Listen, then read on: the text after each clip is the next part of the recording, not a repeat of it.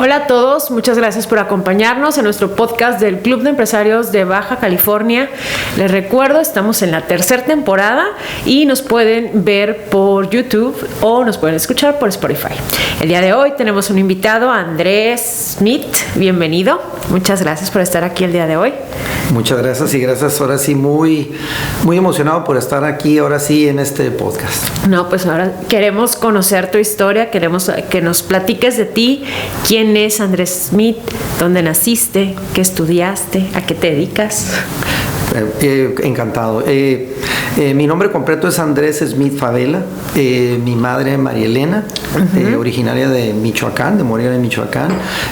Mi padre, en este caso que ya falleció el año pasado, su nombre es Andrés Anselmo Smith Aguilera.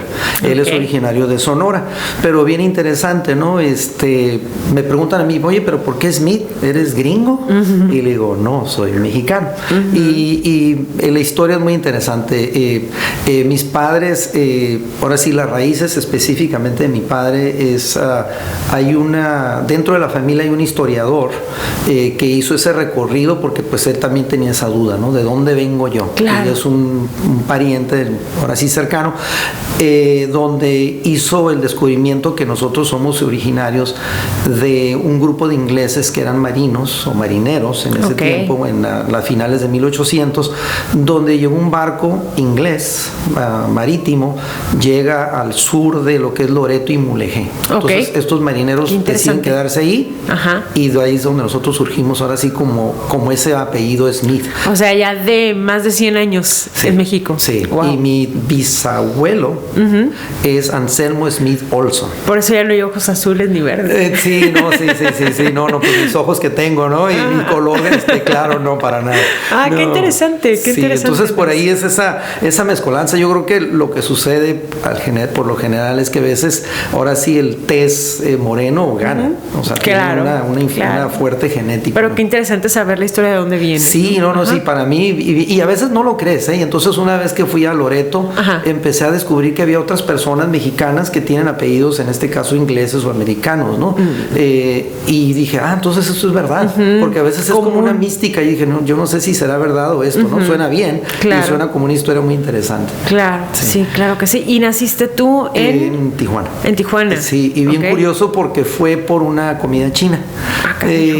Mis papás en ese tiempo, mi papá trabajaba en Los Ángeles, California, y entonces pues como mexicanos nada más buscaban la oportunidad porque a veces como que no encajaban en Estados Unidos al 100%, por las costumbres, cultura, etcétera, ¿no? Entonces buscaban nada más una excusa para venirse a pasar el fin de semana porque aquí estaba toda la familia, ¿no? De mis padres. Entonces mi madre le dice a mi papá, ¿sabes qué? Se me antoja una comida china de Tijuana, vamos. Pues vienen y pues nazco yo en la Colonia Libertad aquí en Tijuana. Entonces esa es la historia. Y de ahí se vienen mis padres para acá. Nací, crecí yo en la Colonia Libertad. Fui a la escuela primaria, a la secundaria también, que son las escuelas públicas que están ahí en la Colonia Libertad. Entonces, pues para mí fue ahí. Yo aprendí mucho de mi padre porque como comerciante él llegó a tener tiendas, en este caso lo que en aquel tiempo le decían de textil o retacerías en la ciudad de Tijuana. Y pues desde muy pequeño él siempre me jalaba esa cultura de decir, no, te tienes que ir es viernes en la tarde, te tienes que ir a trabajar, me tienes que ir a ayudar. Yo tenía 9 años, la mera verdad yo ni sabía qué, pero era muy bueno para los números, entonces siempre me ponían de cajero en la tienda, ¿no? Entonces ahí yo era donde me ¿sensibilizaste con la parte empresarial? Definitivamente, ¿no? Y entonces de ahí un día nada más mi padre me dice, oye, pues ¿qué les parece si nos vamos a Estados Unidos para, en este caso, buscar la educación en San Diego específicamente, ¿no? Y yo, la verdad, yo tenía 14 años, yo no sabía, no le dije, pues creo que sí, ¿no? Yo creo que suena bien. Y ya fue cuando yo empecé ya la preparatoria aquí en Chula Vista, y eso fue ahora sí el salto de migrar, en este caso, a otro país, pero en cierta manera, pues San Diego, Tijuana siempre ha tenido una vinculación. Lo que sucedió muy interesantemente para mí es que yo creí que iba a ser muy fácil. Y llego y sí fue un cambio, un shock. En este caso fue cultural, idioma, una cultura un poquito diferente, aunque había mucho latino y mexicano, pero sí era algo diferente, ¿no? Entonces ahí fue como que un choquecito ahí que tuve yo en mi adolescencia. Ok, entonces antes era más fácil hacer eso, ¿no? De irte a Estados Unidos.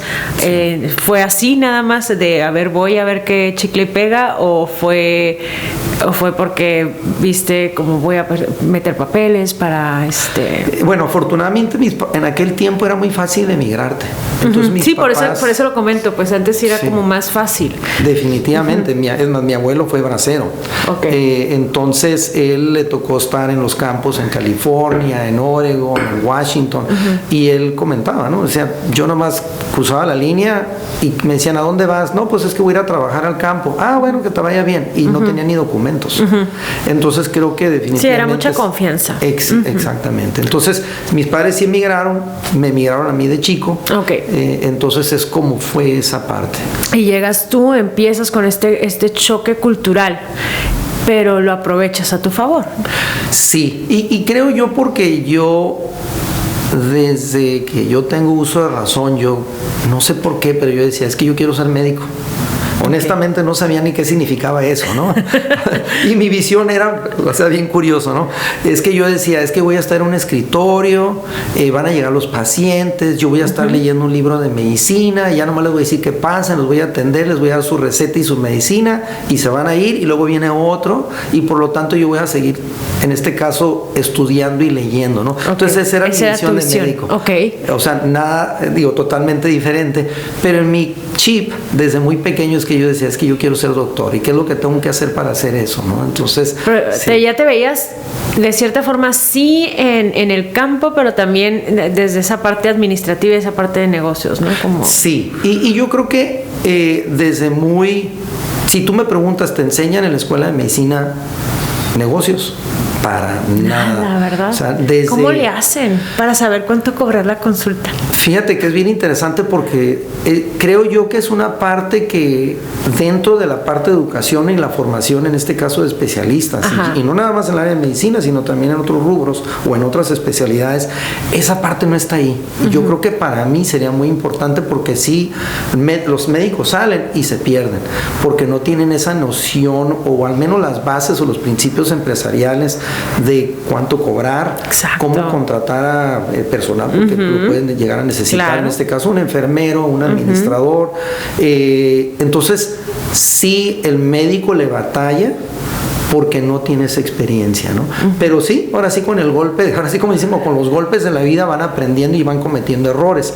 A mí en lo particular sí me ayudó muchísimo el que en mi familia el comercio era una cosa muy importante, básicamente era la forma de vida, ¿no? Entonces, dentro de mi espacio alrededor, muchos comerciantes. Entonces de ahí yo fui aprendiendo. Cosa curiosa, yo cuando era pequeño, yo decía, es que yo no quiero trabajar tanto como mi papá. Mi papá trabaja mucho, yo no quiero ser comerciante. O sea, esa era mi forma de ver el comercio. El análisis. Y mucho trabajo y mucho sacrificio. Y ahora le agradezco porque él me ayudó a tener esas bases de cómo manejar un negocio, cómo contratar, cómo trabajar con el personal, que también es muy importante, ¿no? Entonces, esas cositas me las llevé. Los inventarios también, ¿no? Que también los tiene un hospital. Exactamente. Y en cosas muy minuciosas. Un hospital es una empresa. Así es. Es una empresa y muy compleja porque estás trabajando en este caso con vida, ¿no? Son muchos procesos aparte, ¿no? Exactamente. Entonces, pero lo platicaremos. Sí, claro. Sí, y pues de ahí, regresando a mi vida,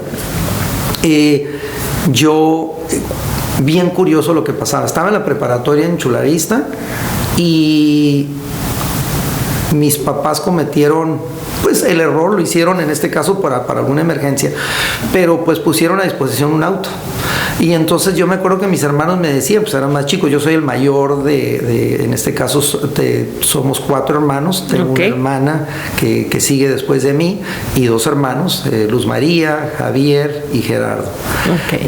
Entonces me decían, vámonos a la casa de Tijuana. Entonces yo decía, sí, vámonos, porque aquí como que nomás no agarramos así la onda, y aparte porque todos nuestros amigos estaban en Tijuana. Entonces agarramos el auto, nos veníamos a Tijuana, y luego mis papás en la noche, ellos se cruzaban a San Diego y decían, ¿dónde están ustedes? En Tijuana. Pues se me vienen inmediatamente para acá. Y pues ya cruzamos otra vez para San Diego, ¿no? Entonces eso fue esa parte, como te digo, de nosotros asimilar la cultura, la forma de vivir, que es un poquito más aislada, ¿no? que aquí. Sí.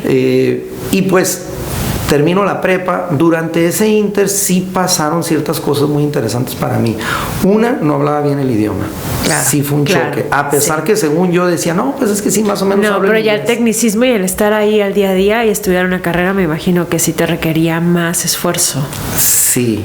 Y otra cosa que pasó es cuando yo estaba en la preparatoria, era medio mocho mi idioma, le pregunto a uno de mis asesores de la escuela, le comenté, le digo, es que yo quiero ir a la universidad y yo quiero ir a la Universidad de California en San Diego. Y me dice, ¿pero por qué? Porque ahí tiene una escuela de medicina, yo quiero la escuela de medicina. Y me comenta esta persona, me dice, no, es que tú no tienes las calificaciones, no estás preparado, tú te vas a ir a una escuela más baja. Y me quedé así. En shock. Total. ¿Qué hiciste, Andrés? Pues mi intuición fue pues pedir ayuda, ¿no? Y en este caso mis papás son personas que mi mamá estudió hasta la primaria, mi papá hasta la secundaria. Para ellos no sabían cómo orientarme. Sí empecé a hablar con un familiar. De ahí surge una idea. En aquel tiempo había un programa para minorías donde ellos te ayudaban en este caso para ingresar a una escuela superior. Entonces empecé a tocar puertas y tuve la fortuna que encontré esas personas claves y me ayudaron pues básicamente a que yo haya entrado a la Universidad de California. ¿Cuál fue el proceso? Digo, porque ahorita nos escuchan varias personas, aunque es distinto, sigue habiendo este tipo de cuestiones, ¿no? Sigue habiendo personas que a lo mejor nacieron allá, decidieron estudiar acá por esa pues facilidad de tener esa posibilidad de después desarrollarse allá. Pero como bien dices, ya cuando llegas a esa parte profesional, pues el inglés es distinto, ¿no? Para poder entrar a una universidad donde tú quieres traer ese título, pero pues hay muchos requisitos. ¿Cuánto tiempo te llevó a ti ese caminito de donde dices, conocí a estas personas que me ayudaron? ¿Cuánto tiempo? O sea, ¿te ayudaron a perfeccionar tu inglés? ¿Te ayudaron a tener, no sé, clases de estudio específico para ciertos exámenes en especial que ibas a la universidad? ¿O cuál fue ese proceso? ¿Cuánto tiempo duró? Pues creo que la palabra es de que un poquito de racismo, ¿no? O sea, en otras palabras, de que yo como mexicano yo no estaba preparado para ir a la universidad. Y para mí una de las cosas que me pasó fue donde yo en México, en las escuelas de México, yo estaba en los primeros lugares de la escuela. Paso a Estados Unidos de tener puros 10 de calificación, paso a 7, 6, 8, porque pues básicamente era una experiencia diferente. Entonces sí fue una bajadita, ¿no? Después de ahí, lo que sí en ese tiempo existía eran programas para empujar a las minorías a ingresar en este caso a la universidad. Cuando yo ya fui aceptado y entré en la universidad aquí en San Diego, sí fue un choque también, ¿Por qué? Porque me di cuenta que no estaba completamente preparado. No tenía el idioma, como tú lo comentaste, no estaba ahí todavía. La otra, los métodos de estudios eran diferentes. Entonces sí me tocó un tiempo, en este caso, adaptarme a la currícula que existe, ¿no? Siempre hay una crítica que dice, no, lo que pasa es de que las escuelas en Estados Unidos son de baja calidad. Creo yo que te pudiera decir que tal vez primarias, secundarias, prepas, sí, porque allí le dan mucha libertad. Le dan mucha libertad al alumno a escoger las clases que quiere. Y aquí no, o sea, aquí hay un proceso y todo el mundo tiene que pasar por él mismo, y en Estados Unidos no. Pero ya cuando brincas a la universidad es un océano diferente, porque ya estás con estudiantes, no nada más a nivel local, sino es a nivel nacional e internacional. Yo tenía compañeros que estaban en la clase de biología y eran de Japón, de China, de Sudamérica. Entonces, hay muchísima más competitividad, ¿no? Pero eso también te exige más. Te exige más, ¿no? Sí, entonces para mí fue ese cambio, me tocó un tiempo batallarle, pero de repente pues ya llegó el momento que yo en este caso pues tenía que estudiar, en este caso prepararme para la escuela de medicina, y fue cuando ya fue como que de repente de estar en la parte baja, en la marea ahí, en la trinchera, ¡pum! Pude subirme mi nivel de calificaciones. Y entonces es cuando yo apliqué a la escuela de medicina. Ok. Y estudiaste entonces medicina, sales de médico en Estados Unidos con tu certificado en Estados Unidos y empiezas allá. Exactamente, sí. Entonces, de ahí lo que sucede en Estados Unidos es que por lo general, cuando tú aplicas a la escuela de medicina, no sabes dónde vas a quedar. O sea, tú aplicas en todo el país. Y en este caso, pues yo fui aceptado en Chicago. Digo, fue en varios programas, pero fue el que yo elegí. Y para mí fue una fortuna muy buena porque hay una comunidad muy grande de latinos, especialmente de mexicanos. Entonces tuve una buena asimilación y la mera verdad el programa está muy, muy bueno ahí en la escuela de medicina. Entonces fue Chicago, donde hice la escuela de medicina. Después de ahí hago la especialidad. También aplicas y no sabes en qué ciudad o en qué estado te va a tocar. Yo tuve la fortuna que pude regresar a California y en este caso hice la especialidad de medicina de emergencia en Los Ángeles, California, y fue una excelente experiencia. Ok. ¿Qué edad tenías? Terminé ya la carrera completa a los 32 años de edad. Sí.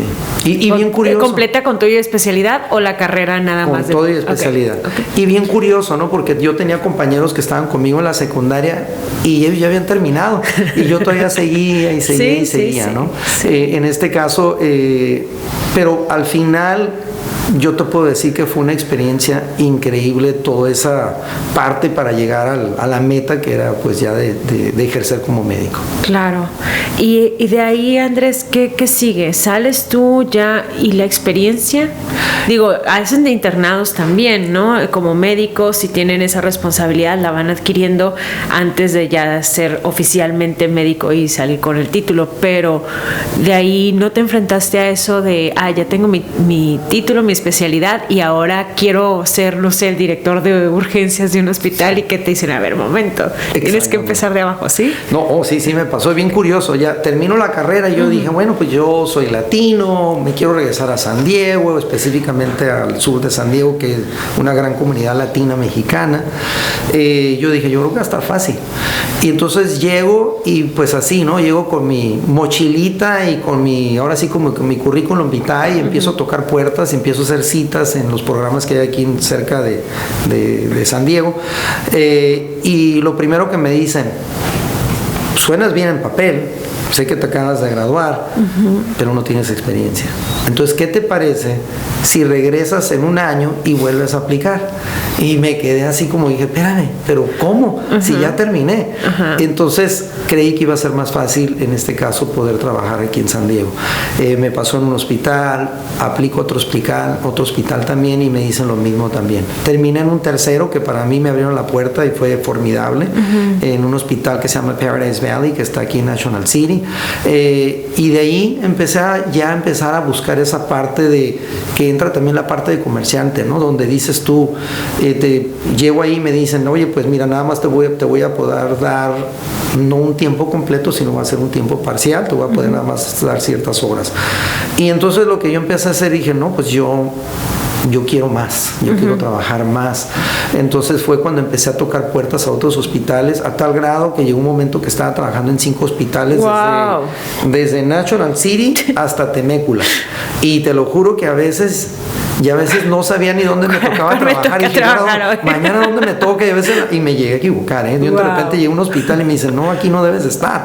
Y yo, híjole, man. Ya llegué tarde. Sí, ya llegué tarde al otro, ¿no? Entonces sí, fue una experiencia en esa parte de estar más organizados, en esta parte que es una cosa muy importante, la parte profesional, ¿no? Entonces sí fue ese componente de experiencias, de buscar, o sea, tienes que ser reventado, no puedes quedarte atrás y, bueno, a ver cuándo me hablan, no, tienes que ser asertivo, tienes que buscar. Aparte tú tenías que llegar a tu objetivo, ¿no? Porque tu objetivo de ser médico era estar detrás de un escritorio, estar revisando, ¿o no? Pues al principio sí, pero ya después me di cuenta que no era así, especialmente en la especialidad que yo escogí, ¿no? Porque básicamente están en las trincheras. Pues es que ni sabes cuándo te va a llegar el paciente, ni a qué horas, ni cuántos en la misma hora o el mismo minuto, ¿no? Exactamente. Sí te ha pasado, así que fue lo más difícil de atender estando en el campo como médico en urgencias.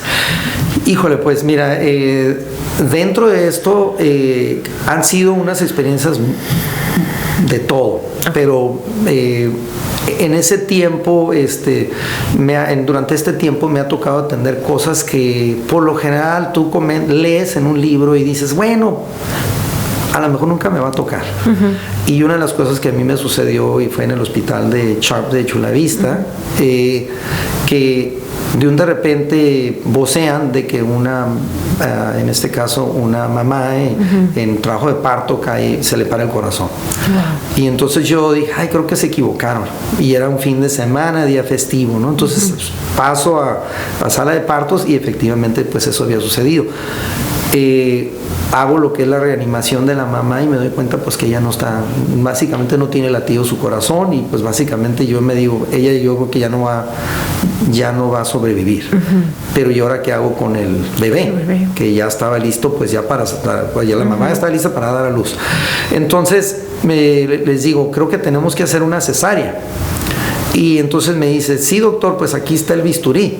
Y le digo, no, espérame. Yo nunca he hecho una en mi vida, yo nada más las vi. Y entonces le dije, llamen a un cirujano, llámele a quien sea. Y me dicen, no hay nadie. Y entonces me tocó hacer lo que le llaman una cesárea post-mortem, una cesárea de una persona la mamá que había fallecido. El bebé, saqué al bebé y en este caso pues el bebé vive. Wow. Entonces para mí fue una experiencia muy, muy fuerte porque pues son decisiones que tienes que hacer en minutos, tienes que tomar esas decisiones rápidas.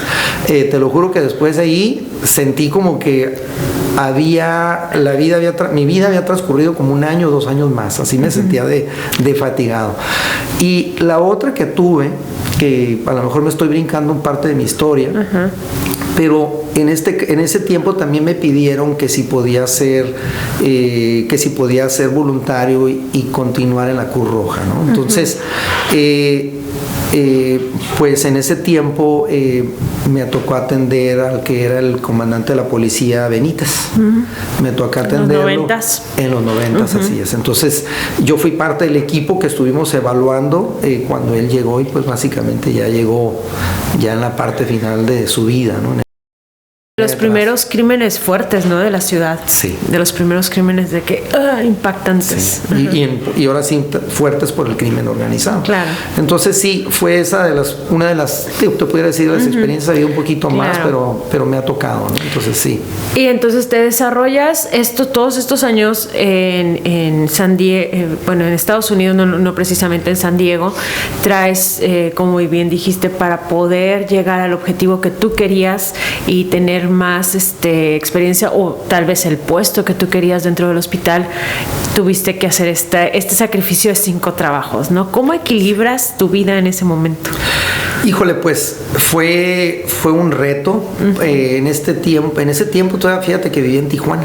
Okay. Entonces cruzaba la línea todos los días. No, pero no había estas líneas que hay ahorita. No, todavía no estaba así. Pero sí me tocó la época también del 11 de septiembre, cuando ahí cambió la vida en todo lo que es ahora sí el proceso para cruzar la línea, ¿no? Entonces, ya después de ahí, lo que te pudiera decir es que no fue fácil, pero aprendí mucho. Y más que nada, yo creo que una de las cosas que yo aprendí de mi papá es nunca decir no. Mi papá era así, era una persona que era muy aventada, ¿no? Entonces yo también creo que lo aprendí de él y entonces yo me decían, oye, ¿quieres ir a trabajar en un hospital? Buscan a alguien. Claro, entonces siempre lo hice. Entonces surge un trabajo, en este caso en Chula Vista, en la sala de emergencias, y entonces me habla el director y me dice, oye, supe que de tu trabajo me comentan que eres muy bueno, ven a entrevistar. Llego y empiezo a trabajar ahí. Empecé a trabajar ciertas horas, en este caso ciertos turnos al mes. ¿En qué año? Fue en 1998. Ok. Sí, yo terminé la especialidad en 96 y ya como a principios del 98 fue cuando me hablaron y me dijeron, tienes chamba aquí. Ok. Fue algo muy interesante porque en un periodo muy corto, pues de repente me nombran director del programa del departamento de la sala de emergencias. Y fue muy curioso porque el director, básicamente en dos años después de que me dio la chamba, me dice, Andrés, yo quiero que tú seas el nuevo director de la sala de emergencia. Y fue algo que yo dije, no, espérame, yo todavía no estoy listo. Es más, no sé ni qué significa eso, ¿no? Y creo que también dentro de eso había un temor por parte mía, claro, porque este director dejó la posición porque ya en un periodo de un año le dieron 2 ataques al corazón. Sí, pues estás en urgencias, pues ¿qué puedes esperar? Y entonces dije, no sé si quiero tu chamba porque claro, no quiero estar ahí también yo, ¿no? Claro. Y pues 20 años después, pues ahora continúo y funjo todavía como director médico de la sala de emergencias ahí de Chula Vista, ¿no? Entonces, ha sido una experiencia increíble. Creo yo que los principios que ya llevaba, las nociones de, en este caso, cómo manejar una empresa, aunque era pequeñita, las empresas que tenía mi padre, pero eso me conllevó a una cosa bien interesante. El manejar un departamento dentro de un hospital conlleva muchas cosas, claro, empresariales. Una es, por decir ahora, yo ya manejo, tengo 45 médicos que están bajo mi cargo, y tienes que aprender a cómo manejar al personal, tienes que aprender a cómo, en este caso, también ver la parte financiera, porque yo estoy presupuesto, ¿no? El presupuesto de todo.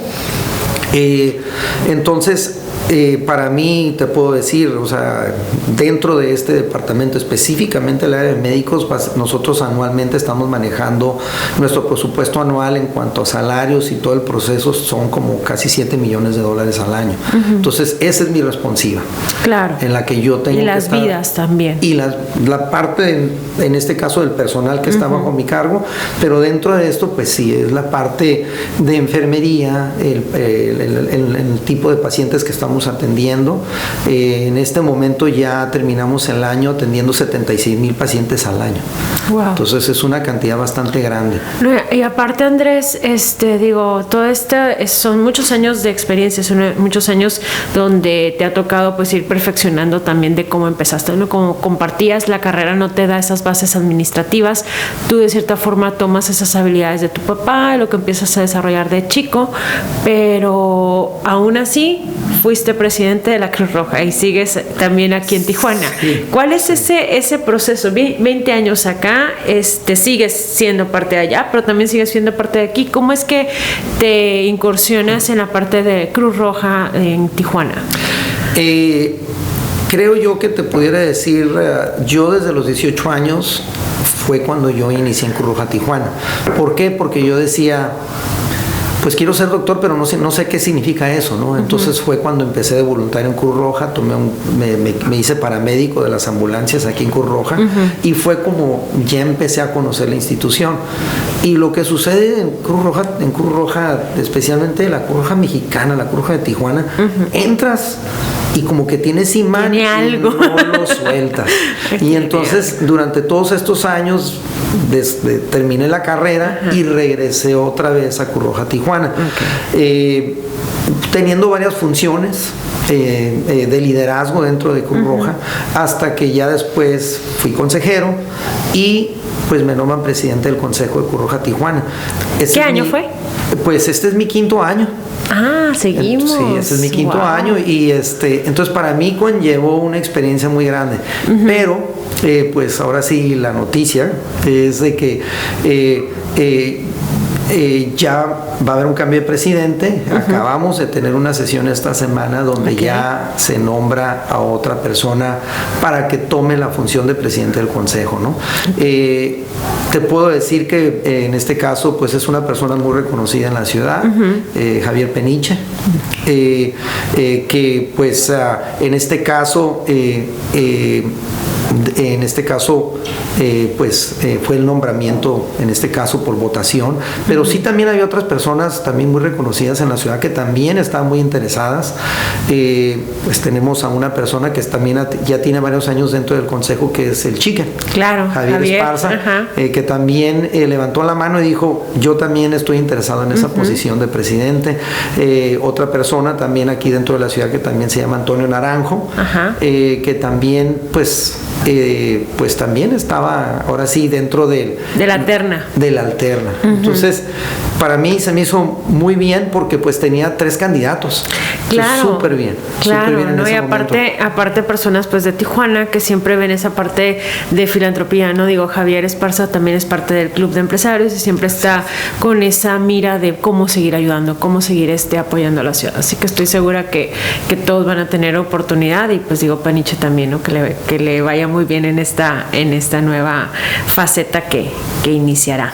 Claro, ¿no? Y lo que ha sucedido durante estos años, pues de repente en ese tiempo me nombraron presidente del consejo y pues lo que yo hice, cada presidente del consejo le aporta una cosa, claro, y cada quien trae sus experiencias, ¿no? De los que han estado partícipes en esa posición, que es un reto bastante alto, bastante grande, y yo lo que traté de buscar, basado ahora sí en mi experiencia, es tratar de ver la forma de que en ese tiempo, por decir así, está muy engranado de que la Cruz Roja básicamente vivía, subsistía de las aportaciones, donaciones, ya sea apoyo gubernamental o en este caso básicamente donaciones privadas por empresarios que siempre han apoyado, o la otra también era las colectas.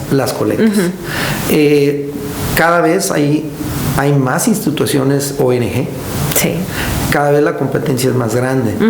Y entonces yo dije, creo que va a ser muy difícil si seguimos con esa misma línea. Claro. Entonces yo lo que busqué es decir, ¿sabes qué? Creo que tenemos que ver que en este caso la institución, que tiene 3 vertientes y que quisiera explicar aquí con el grupo, es Cruz Roja, básicamente también es una organización bastante compleja. Tenemos ambulancias que todo el mundo conocemos, tenemos un hospital también de Cruz Roja y tenemos otra vertiente también que es una escuela de capacitación que la mayoría no la conoce, ¿no? Pero claro, son 3 espacios que manejan la institución. Pero aquí a lo mejor pensará la gente que dice, la Cruz Roja es la ambulancia de la Cruz Roja, pero no, la Cruz Roja tiene ambulancias que lleva a las personas a todos los lugares, bueno, los hospitales, dependiendo si es derechohabiente o si no, atenderlo aquí o al Hospital General, supongo. Sí. No, y le acertaste, efectivamente. Lo que sucede en la ciudad de Tijuana es de que aquí nosotros básicamente atendemos el 100% de los servicios de ambulancias. Esa es la responsabilidad de Cruz Roja. Y en otras ciudades, los estados, en este caso el gobierno del estado y el municipio, han absorbido esa parte de ambulancias. En Tijuana todavía no. Okay. Pero yo lo que quisiera decir es, en cierta forma, yo lo que he impulsado en esta parte de ambulancias es de que cada vez el personal está mayor preparado. En este caso es, Cruz Roja recibe una donación de la comunidad y creo que tiene una responsabilidad, y esa responsabilidad es de que en este caso el servicio que se esté dando que sea de calidad y calidez. Y entonces eso lo hemos buscado. He traído personas de diferentes partes de Estados Unidos que nos han ayudado a subir un nivel a nivel internacional de la atención que se está dando en el servicio de ambulancia. Ese nivel que comentas en el servicio de ambulancia, supongo puede salvar vidas más rápidamente, ¿no? Porque llega al hospital y pues a lo mejor ya lo revivieron dentro de la ambulancia en lugar de esperar si no tuvieran esta capacitación. Exactamente, ¿no? Entonces empezamos a trabajar con los paramédicos para que cada vez su educación fuera mejor, cursos, a tal grado que ahorita, por decir así, hay una tecnología que es un ultrasonido, ¿no? Todo lo conocemos, ¿no? El más común es cuando vas a tener un bebé, te hace un ultrasonido del bebé. Ahora tenemos esa tecnología dentro de las ambulancias y con eso nosotros, el paramédico ya tiene esa formación para poder llegar a hacer un diagnóstico en la ambulancia, y cuando llegan al hospital ya hablan con el médico y le dicen, este paciente tiene un sangrado interno en este caso en su abdomen, en su estomaguito, y está sangrando. Entonces, ¿qué quiere decir? Que ese paciente tiene que pasar a quirófano. Entonces ya ganaste tiempo para que así el paciente pueda ser atendido más rápidamente. Y eso es una cosa que en muy pocos países se hace. Y los únicos que se están haciendo son los países desarrollados. Entonces, Tijuana tiene ese nivel de atención que para mí se me hace increíble que podamos ofrecerlo aquí a los tijuanenses. Claro. ¿Y cuántas ambulancias son con las que cuenta ahorita? Son 13 ambulancias para la ciudad. Wow. Si me dices tú, ¿son suficientes? No. No lo son. No, claro no son lo suficiente. Sigue pero el reto es la parte. El reto es también la parte económica, ¿no? Pero ahí vamos, se va trabajando en esa parte cada vez para que vayamos creciendo, ¿no? Entonces, es lo que yo te pudiera decir. Lo otro que yo te pudiera decir también dentro de las 3 unidades de negocio que traes. Sí, sí. Pues dentro, para terminar lo que es la parte de Cruz Roja, sí, lo que yo hice es buscar que la institución tuviera una cosa que se especializara en algo, que fuera algo muy, muy específico. ¿Y por qué? Porque así tú, cuando eres todólogo, creo que es muy difícil cualquier negocio que dé resultados. Y entonces lo que hicimos es que yo me enfoqué en una área que es muy importante, los ataques al corazón. Entonces tenemos un centro de, la mera verdad, de primer nivel a nivel mundial, donde estamos atendiendo pacientes que tienen un ataque al corazón. Desde la ambulancia ya se está haciendo el diagnóstico, hasta cuando llega al hospital de Cruz Roja, ya el equipo se llama una alerta para que el equipo llegue, porque ahí también básicamente lo que dicen es el tiempo básicamente es corazón. Entonces, entre más te tardas, el corazón se va muriendo cuando hay un ataque al corazón. Entonces enfocamos en ese servicio, ha sido un éxito, la mera verdad, se han salvado muchas vidas, se atienden a personas con o sin seguro, con o sin dinero, los atendemos en la Cruz Roja, y la mera verdad es, el nivel de atención es increíble. La otra que hicimos es que nosotros enfocámonos en lo que son embolias cerebrales. Desafortunadamente tenemos en la comunidad mexicana, tenemos ciertas enfermedades que son muy prevalentes: diabetes, hipertensión, colesterol, obesidad. Entonces, nos enfocamos en esa área y también ha sido un éxito bastante grande el atender en tiempo rápido, porque también tiempo es cerebro, cuando una persona tiene una embolia cerebral. Entonces yo creo que ese ha sido mi enfoque y mi aportación a la institución dentro de Cruz Roja. Wow, y aparte te felicito, Andrés, porque yo he estado en Cruz Roja en varias ocasiones, tanto de visita de algún paciente o en cuestiones laborales. En algún momento trabajé en relaciones públicas en el ayuntamiento, entonces lo del boteo nos tocaba. Y la verdad es que fui, creo que hace 2 años, y muy diferente, O sea, en sí la institución se ve totalmente cambiada, se ve remodelada. Si entras a un hospital público, esperarías como algo más común, y se ve la atención que se tiene del personal y de la limpieza, y cómo ha crecido, ¿no? Porque se creció, en ese lugarcito tan chiquito que está ahí en la esquina, pero sí se ve como más enfoque, más remodelación, y me imagino, no sé, te pregunto, más bien aprovecho para preguntarte, en tu expertise de haber estudiado en universidades en Estados Unidos, haber estado o todavía estar operando el área de urgencias de uno de los hospitales también de aquí más fuertes en San Diego, ¿no trajiste también algunos tips de cómo hacer mayor recaudación, como decías? Y creo que esa parte no la llegamos de fondo, en donde al principio comentaste que reconociste que la mayor parte de cómo subsistía era por aportaciones privadas, de gobierno y boteo, pero ¿hiciste algo más que le diera más ingreso? Sí, fíjate que sí, cambié un poquito, ahora sí, la forma de buscar trabajo y recaudación. En otras palabras, siempre debe haber la filantropía dentro de una institución como Cruz Roja, que es una ONG, que quiere decir siempre buscas la donación, y yo creo que es muy importante. Segundo, definitivamente la colecta también es parte de eso, ¿no? Pero yo también, viendo de que cada vez hay una competitividad más grande, yo dije, tenemos que buscar otra área. Y en este caso mi enfoque fue internamente en que la atención fuera excelente. Para eso es cambiar la actitud en este caso no la actitud, sino más que nada es cambiar la forma como en este caso el personal de salud ofrece un servicio, ¿no? ¿Qué quiere decir eso? Muy, muy importante, ¿no? El paciente debe estar en el centro y todo el personal alrededor. Y a veces lo que a veces creo yo que he visto es que es al revés. El paciente está a la periferia y no, básicamente es la atención primero es el paciente. Entonces fue cambiando un poquito esa forma de trabajar y tuvimos muy buenos resultados. La otra que yo también hice es sí buscar buscar en este caso atraer a los seguros médicos. ¿Por qué? Porque también pues tienes un hospital, puedes ofrecer un buen servicio, y entonces empecé a trabajar en eso. Para poderlo lograr y poder atraer a los servicios médicos, también te pedían ciertos requisitos, y en este caso pues que hubiera mejoras dentro del hospital, ¿no? Entonces lo fui trabajando de poco a poco y creo que fue muy acertado. No, sí, definitivamente. Y ayudó muchísimo. Una de las cosas que me pasó bien curioso es de que me decían, oye, este hospital está muy bonito, pero si es para la gente de bajos recursos, ¿por qué no debería estar tan bonito? Y yo dije, al contrario. No, o sea, no porque sea gente de escasos recursos, tú le vas a dar una atención pues más baja. Yo le dije, no, todos deben de estar igual, el lugar debe estar digno. Al contrario, los demás deberían de estar como ¿no? Creo yo. Entonces fue esa transformación, sí, un poquito, ahí fue la parte empresarial que yo le empecé a meter a la institución para que pudiese sobrevivir, en este caso para que tuviera una estabilidad económica para poder seguir más adelante, ¿no?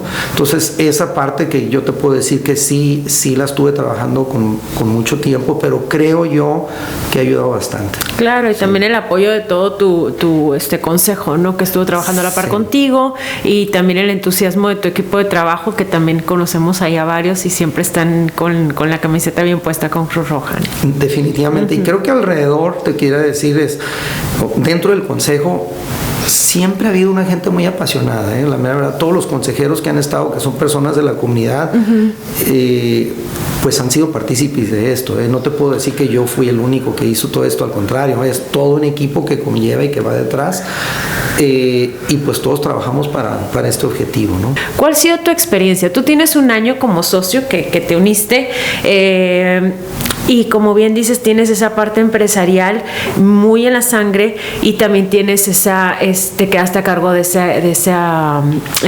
pues de los negocios que había comenzado tu papá, ¿no? ¿Cómo te has sentido aquí en el club? Y la verdad fue un calor humano muy, muy bonito, de muchas personas, y la verdad, híjole, hermano, me ganó ese corazón, porque dije, no, ahora sí no sabía qué esperar. Y lo que yo descubrí es que hay un gran grupo de personas muy fraternales que se abren a saludarte, a darte esa bienvenida al club, y desde ahí conozco otro miembro, entré en este caso en el comité de filantropía también, ahí he estado partícipe, ahí tratando de ayudar también. Entonces para mí ha sido una parte increíble en esa parte, en la apertura. Ahora también como miembro también he podido utilizar las instalaciones, en este caso para tener reuniones. Hemos tenido reuniones de Cruz Roja, yo he tenido reuniones este año pasado ayudé a organizar un congreso de Cruz Roja donde tuvimos 300 personas, y el comité de personal de salud que estuvimos involucrados en la organización, teníamos nuestras reuniones aquí. Entonces he tenido esa suerte de poder también ver la utilidad que tiene el Club de Empresarios y yo pues ahora sí sacarle el provecho, ¿no? Sacarle el máximo jugo, y pues así yo también descubro que hay más detrás que yo también necesito aprender. Pues de hecho es una comunidad de apoyo también, ¿no? Donde si algo necesitan, pues ahí poco a poco están aprendiendo ustedes mismos. Sí. Y de hecho aquí estamos estrenando una nueva sala, ¿no? Así es. Es que es parte del compromiso del consejo de este año, que era pues ya finalizar con la tercera etapa de construcción del club, y ahora sí que aquí estamos. Sí, no, muy súper bien. Hay otra cosa que quisiera decir, claro, que muy importante, mi familia. Ahora sí, me siento muy afortunado. Mi hija, la mayor, tiene 30 años. Tengo 2 nietos por parte de ella. Tengo en este caso, Alexandre, que tiene 11 años. También un bebé también que tiene 10 meses también, un varoncito también. Siles Andrés.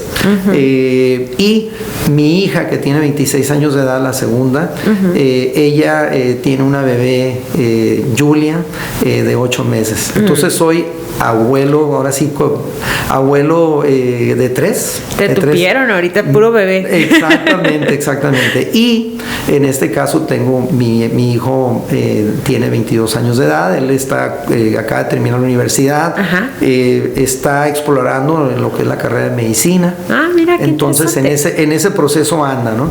En este caso mi esposa, Luisa, pues en este caso tengo 2 hijos adoptivos ahí con ella, y en este caso es Isaac, que tiene 15 años de edad, y Emma, que tiene 12. Wow. Entonces tengo una familia bastante extensa. Muy completa. Sí, así es. Pero muy pero qué bonito, y muchas felicidades. Sí, muchas gracias. Felicidades, Andrés. ¿Algo que te gustaría agregar, algún consejo que le quieras dar a alguien que a lo mejor, sé porque tú batallaste un poquito en esa parte que lo platicábamos detrás de cámaras, de entrar a un club de empresarios, ser empresario, pero no ser, era como, bueno, es que sí soy porque sí me he hecho cargo de esta empresa, pero pues mi fuerte ha sido el hospital y soy médico, ¿no? Entonces, alguien más de empresarios que estén por allá afuera, que quieran formar parte del club, has sido una persona que eres muy perseverante y has llegado a alcanzar lo que quieres, tanto empresarios, estudiantes, no sé, algún consejo que quieras dar, compartir. Yo, en la parte empresarial, el sistema de salud es bien complejo, y por lo general, especialmente lo que son los hospitales privados, el margen de ganancia, estamos hablando a veces un margen de ganancia, del 1 al 3%. Entonces manejar una empresa de ese tipo es un reto titánico, pero es una parte que yo te pudiera decir que cada vez está más prevalente, cada vez se está organizando más, cada vez los médicos o el sistema de el sector salud está viendo la parte de aprender, en este caso ser MBAs, en este caso aprender y tomar cursos de la parte administrativa, la parte de business, para poder utilizar esas herramientas, utilizarlas en los hospitales. ¿Por qué? Porque cada vez hay una competitividad más grande y el margen de ganancia cada vez se reduce más. Entonces tienes que agarrar experiencias de otros lugares. Un ejemplo, ¿no? El proceso de Six Sigma, de Lean, que le llaman, de la Toyota, que cada vez ya es universal. En los hospitales también ya se maneja. Ese es un ejemplo. Lo otro que te pudiera decir es que yo creo que ya se está haciendo aquí en el Club de Empresarios, es tener esa unión o atraer a los jóvenes, invitarlos, en este caso llámese por parte de las universidades, a invitarlos, y a lo mejor aquí el Club Empresarial también pudiera ser como una especie de un tutor de estos jóvenes en la parte empresarial, para que ellos vayan aprendiendo de las experiencias que se tiene dentro de aquí, de todos los empresarios que existen aquí. Creo que es tratar de buscar esa forma de tutoría, apoyar. Híjole, hermano, yo creo que sería algo muy bonito, y vas a dejar una huella muy grande dentro de la formación de estos jóvenes. Ahora sí, el futuro de la parte empresarial de Tijuana y también del estado, ¿no? Y creo que ya los empresarios lo están haciendo, pero a lo mejor es una cosa que pudiera ahora sí, a lo mejor, si no existe esa formalidad, formarla, ¿no? Claro, sí, de hecho es un plan piloto que hay, que es la membresía junior. La están trabajando por ahí el comité de gobernanza. Sí. Salió la inquietud precisamente el año pasado. Desde antes ya había una inquietud por ahí, también haciendo como un benchmark de otra asociación empresarial de Estados Unidos. Entonces, lo están trabajando, todavía no se da, pero espero que en los próximos meses ya podamos tener. Pero gracias, mira, alguien que puede ser también tutor ahí en la parte de la industria médica. Sí, excelente. Pues muchas gracias, Andrés, muchas gracias por tomarte el tiempo, por compartir con nosotros tu experiencia de vida. Un placer tenerte por aquí y que seas socio del club. Gracias. Y gracias a ustedes por acompañarnos. Les repito, estamos en la tercera temporada del Club de Empresarios del podcast y nos pueden encontrar en nuestro canal de Spotify y YouTube.